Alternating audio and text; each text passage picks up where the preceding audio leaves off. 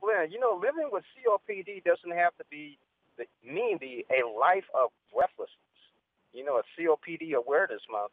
And today I have Dr. Thomas Corbridge and also from Chicago, Illinois, Candyce Norris. Good morning. Good morning. Good morning. Good morning. For you, Dr. Corbridge, what is COPD and its symptoms? COPD stands for chronic obstructive pulmonary disease. It's an umbrella term that's really meant to encompass two more specific terms. Emphysema on the one hand, which speaks to holes in the lung or loss of lung tissue, and chronic bronchitis on the other, which speaks to the disease's impacts on the bronchial tubes, where they can become inflamed and narrowed. And patients that have COPD develop a hallmark symptom of shortness of breath, which can be progressive.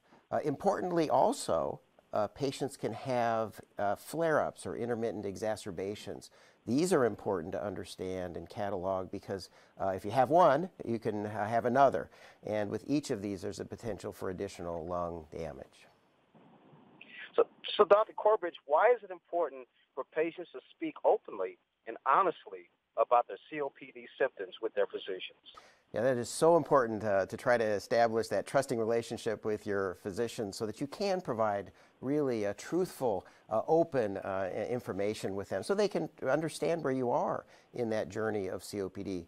We do know that patients often underreport or underrecognize these symptoms and attribute them to other things, for instance, getting older, perhaps gaining weight, or maybe being out of shape.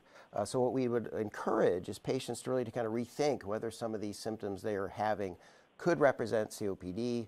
We very much encourage getting in early because treatment is definitely there to be had.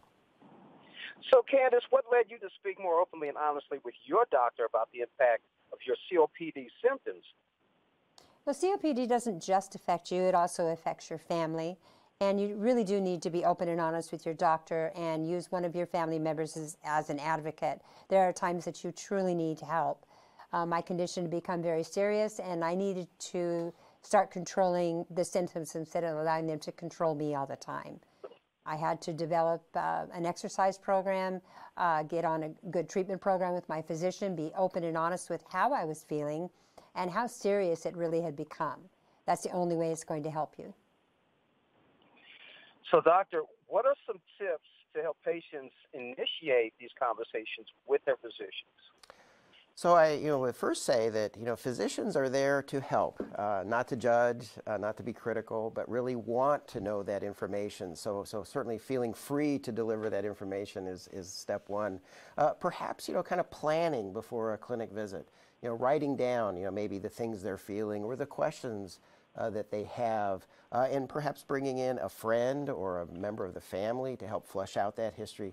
This can be extremely helpful during a clinic visit to kind of really get a sense of where they are.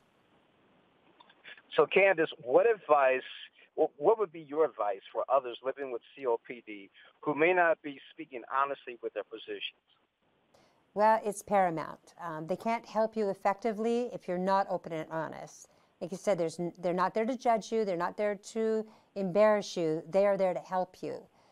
Therefore, you really need to come up with a plan, be open, tell them exactly how your symptoms are affecting you, how really serious they have become, and use your family advocate or friend, whichever you may have with you.